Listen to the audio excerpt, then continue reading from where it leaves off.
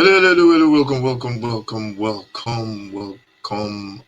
Welcome. This is the ugly truth. Welcome to the ugly truth. This is where we look at the hot topics of the week. And you're welcome. If you're new to the channel, it's a new channel. You're welcome. We're launching this channel on the eve of the Nigerian election 2022. There's a lot of stuff riding on that election taking place tomorrow. We'll be covering some of the basically be covering the election and taking you through the day and letting you know what's going on. Tomorrow, we're doing the watch alongs and watching how the election pans out and giving you the results as the results come in. Um, so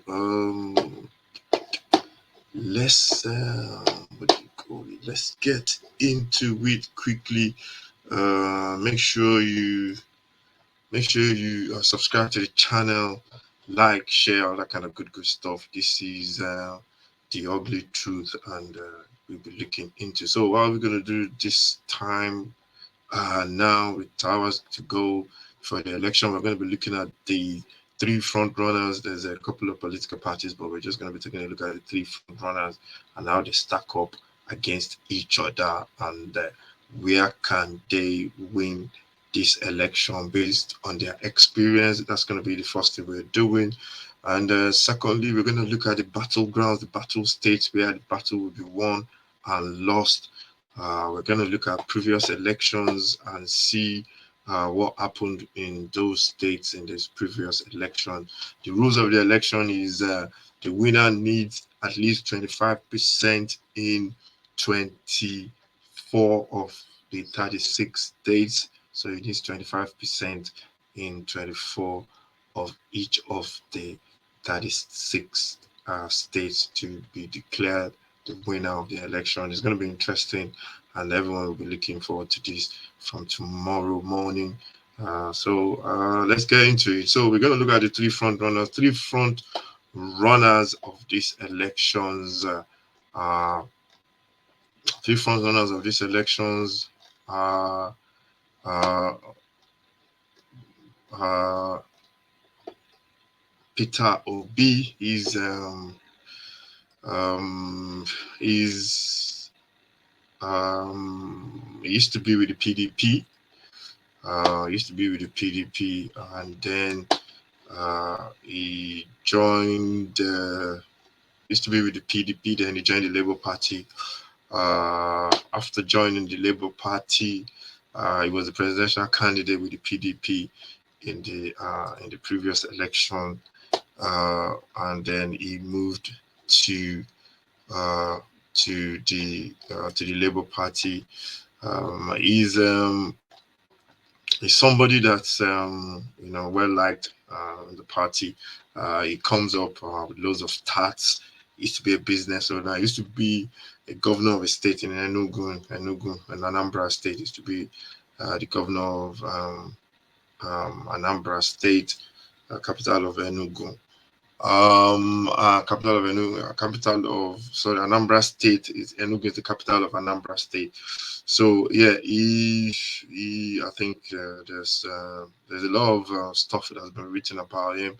I think some of it is that he didn't do too well in the state when he left the state. He was talking a lot about privatization, which he actually didn't do. Um, and yeah, he was a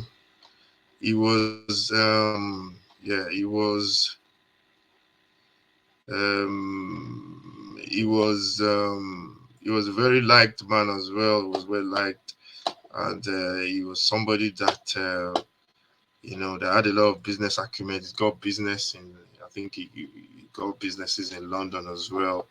So he was a um, very liked,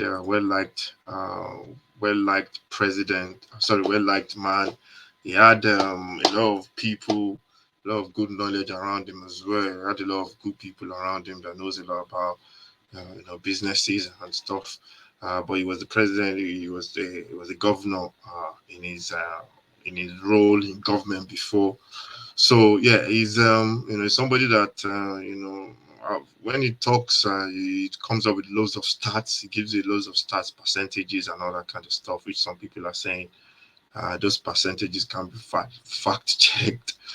So that's something, that's something that we are yet to, because you can come up with all these stats and all these beautiful figures, but you need to back it up with some raw experience.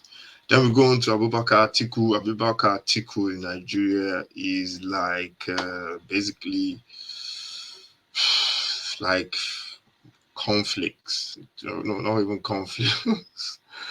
It's like chicken and chips to the British, in the British to the British. Basically, it's been around. It's like a buy in Nigeria. It's like the favorite. Everybody knows Abubakar Atiku in the political arena. He's been there. He's contested so many times at different capacity. He's got good businesses as well. He's also a couple of businesses that he owns.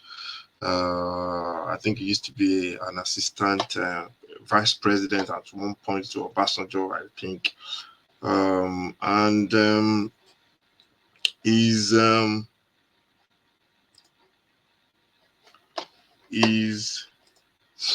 yeah, and he's somebody he's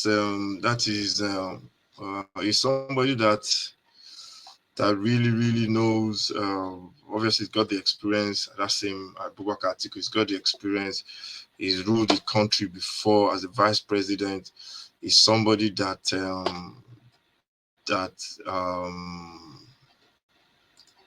obviously has a lot of influence among his party. Abubakar, 76 years old, and he served as vice president from 1999 to 2007. He's a staunch capitalist, as he's saying here.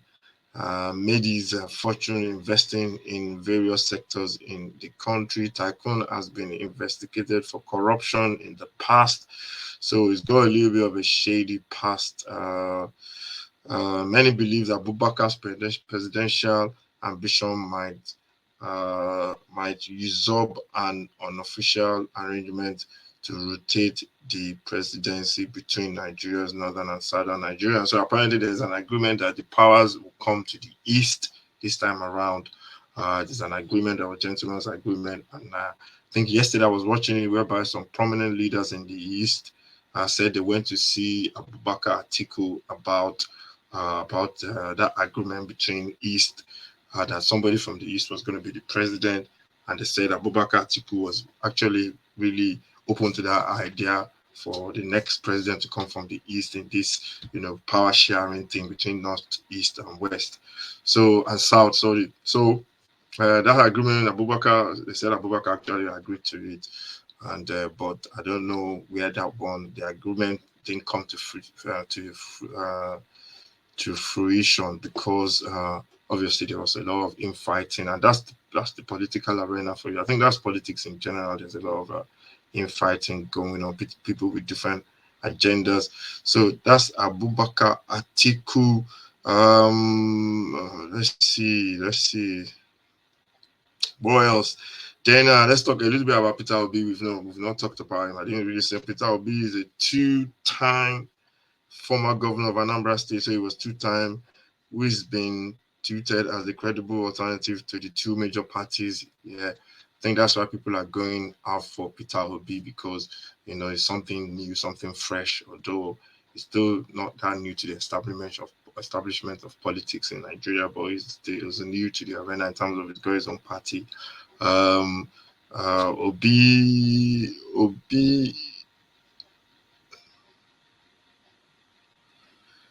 has the excessive of typical African big man leader. He shuns a large entourage. Okay, basically, he lives his life in a moderate way. I think one of his campaigning was saying that he's going to cut down of government expenses on big entourage and all that kind of stuff. Cut down on government expenses. That's one of his major key campaign. What do you call it? Campaign program. He was saying that campaign points that he was going to cut down, and so that cut down on spending, put more into. I think he mentioned something that put more into agriculture. Will be what else are they saying about him there? They said he carries his own luggage, all that kind of stuff. That kind of a leader that is more moderate, is more like the Western kind of leaders that gets on the train, not the typical African leaders with 5 million bodyguards around him. So that's what Obi, and he's one of the new faces to the election, and then we go on to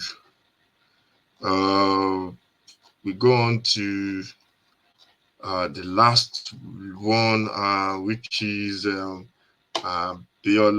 Ahmed Tinubu, the APC, used to be the APC chairman, very, very well known, has a strong foothold in Lagos. The way Lagos has been shaping up, used to be the ex-governor of Lagos. I think basically they were saying he brought Lagos into the political, he built the foundation for which Lagos is in now.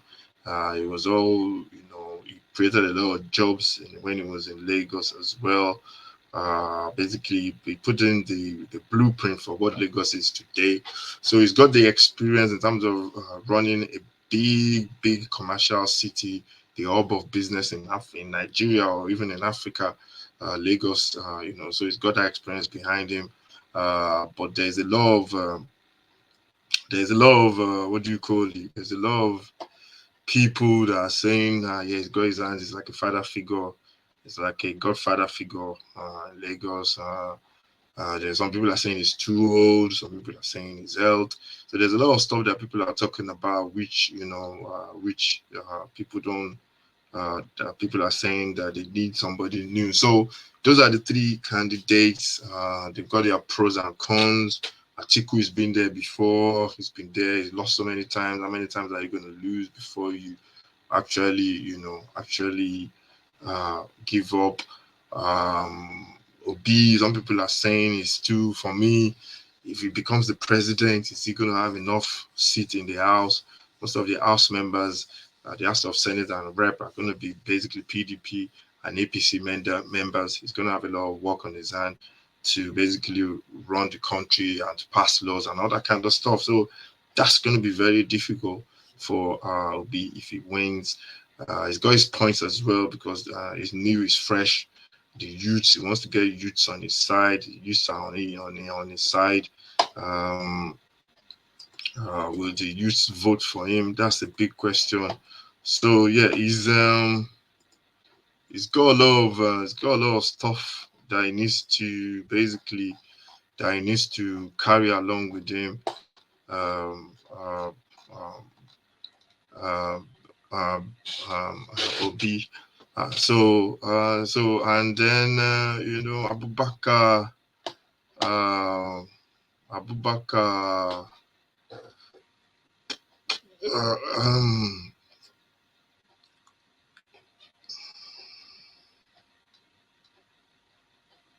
Abubakar is the what do you call it? Is the one that's been in governor been in the background so many times. He's well known. I think he's run for the election so many times. And Atiku Abubakar is he's somebody that people just think you've had enough gold. You've never been president before. And I've had some people don't really think he's the man for Nigeria because he's failed so many times running as president. I think he ran last time as well against Buhari. And so some people think he's done his time and he needs to just go to the side and let someone else take over the reign.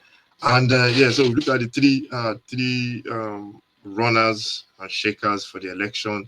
they've all got their pros and cons, and it's all about who's got the voters on their mind, and obviously the Nigerian factor as well. There's religious.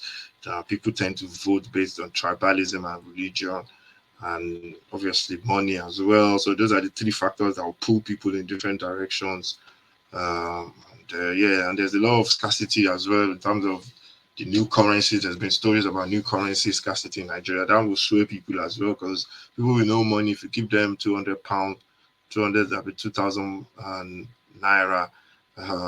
They've not had money for God knows when. If you give them any money, they're gonna jump, and they're gonna definitely, sell their votes. So those are all the factors that could affect people's decisions in this election. There's been 8.7 million registered voters. I think this is a large turnout compared to the last election.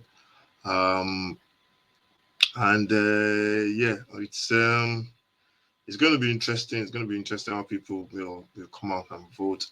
And so now let's look at the battlegrounds. Let's look at the battleground. The battleground in this election, where the battles will be won. We're going to look at what happened the last time in the states, the colors of the states, and see which state went to which party. And the battleground, one of the battlegrounds is River State, because Governor Nyesom Wike is a character in this election. He is from the PDP party, Abubakar Atiku's party, but he's got issues with the party, and he's basically saying it's going to make PDP lose this election, because I think he believes he's the one that should be going for presidency. So he's been saying it's going to make his party lose the election. And that's what happens in elections. It's a doggy world, man. Doggy dog world. So River State is one of the rich states in Nigeria. It's got a lot of oil. That's where all the oil refineries are. That's where they dig oil and all that kind of stuff. So he's sitting on money in that state. And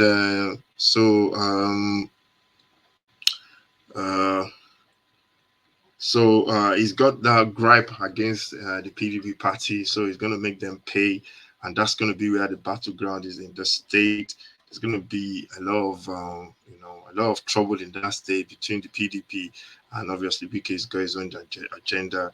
The state is the second wealthiest state in the country after Lagos. River State, which has been run by Governor Wike since 2015, ought to be an easy win for the party, which is PDP, pushing feud. However, Wike has been engaged in heated political, publicized the feud with the leadership of the party since losing the presidential primary to Atiku. I remember when he lost the Atiku, so that's where his gripe came from, because he wanted to go as the presidential candidate, but he couldn't beat Atiku. Wike has vowed to ensure that Atiku loses the state. Once he's going to make sure he loses the state, he has appointed 200,000 polling units aides who will serve as foot soldiers on the election day to ensure that his instructions are followed to the letter. So I don't know what he means by that. Is he going to control the election? In Nigeria, all that kind of stuff goes on. So that's going to be a battleground. That might hopefully not, we're praying that don't spill into the streets where people start fighting and people losing their lives over election. You don't want to die because of an election. So that state is going to be something that we're going to have to keep an eye on tomorrow. It's going to be a very, very, very, very tough state to see who wins. That's one of the battlegrounds. Bauchi State as well is going to be one of the battlegrounds as well. Apparently, it's really close in that state. The governor of the state is, I think the governor of the state is PDP. I'm not sure, but it's one of those states that is going to be close. APC might just nick that state. It's going to be very close in Bauchi State as well. That's one of the battleground states. Osun State as well. I'm hearing, I think Osun State, I think it's between PDP and APC in Osun State. Kano is the city opening to the north, to the northern part of Nigeria. That's the political That's the key city in the northern part of Nigeria, and I think that state is up for grabs as well. Whoever grabs that state will definitely win the election. Let's look at the political map of Nigeria. Uh,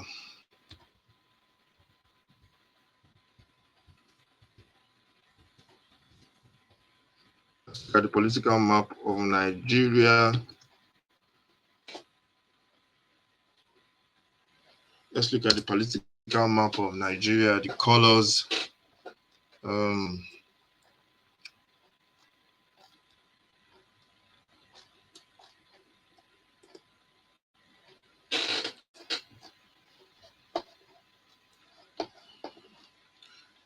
Political map of Nigeria 20.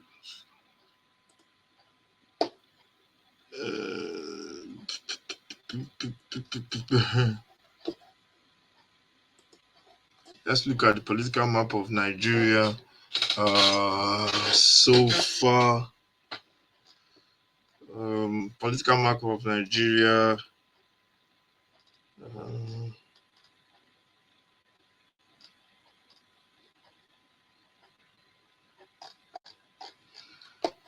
Let's look at the political match and see what the colors are saying from 20.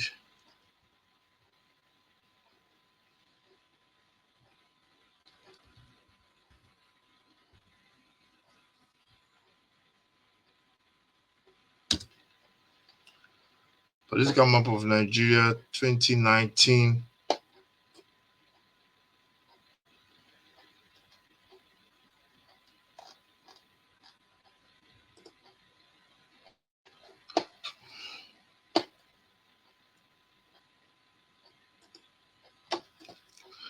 So political map of Nigeria 2019, how the election was won in 2019 by President Buhari. We're going to be looking at that in a minute. If you're new to the channel, watching this for the first time, please you're watching this for the first time, please subscribe, like, share as well, and register, subscribe to the channel, The Ugly Truth, where we'll be giving you latest hot topics of the week, and we'll be sharing our views on the topics. So let's quickly look at the political map of Nigeria in the last election.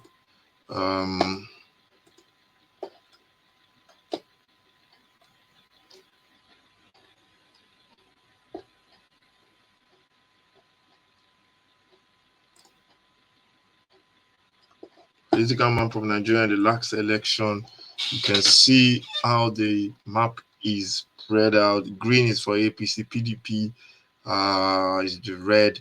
That was in 2019. So you can see the northern parts of Nigeria are covered in green, as you can see there.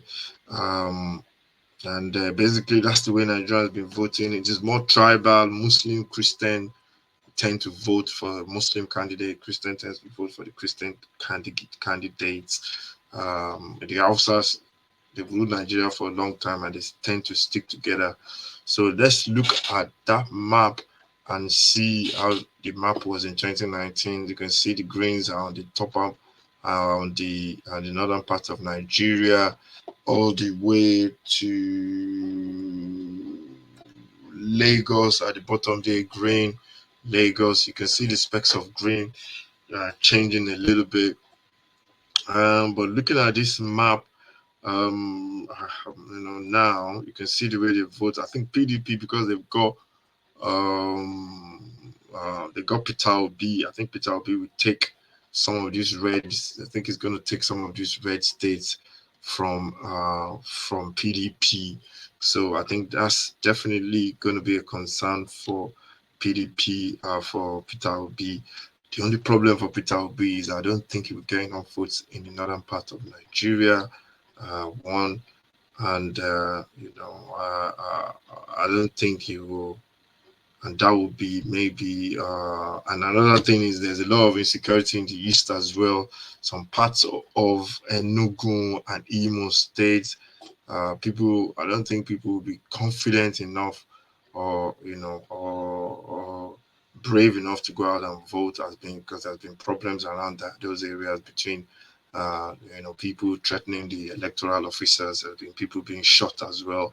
So I think that might affect Peter Obi, because Peter Obi's numbers in terms of youth going out to vote for Peter Obi, that's going to be dependent on if people feel they are safe to go out and vote during this election. So Peter Obi is gonna count on numbers. If people go out to vote en masse, um, I think he's got a chance, but still, it needs the northern part of Nigeria is where I think he's not going to get enough votes in the northern part of Nigeria. You can see your state on the left hand side there, the speck of red in the middle of all this green. Osun State as well is APC, but that might turn red. That might be one of the battlegrounds as well. Then we go to, which was one of the states that we were talking about. Bauchi as well is APC, is close there as well. PDP, APC is very, very close there. Rivers, which was PDP, I won't be surprised because of the infighting between the peace Delta State, River. Where is River State? Because of the fighting between River State is there because of the fighting between the PDP and the APC. Sorry, between the PDP and the because of the fighting between the PDP. I think Peter Obi might just get ahead in that state, but definitely PDP is not. I'm surprised PDP win in River State because of Wike. So that's the political map of the the country in 2019. As you can see, APC won the election with, at least, I think they said it was less than 50% of the turnout of the whole population of Nigeria, or population of voters that came out to vote. So the situation is like this. If people go out en masse to vote, according to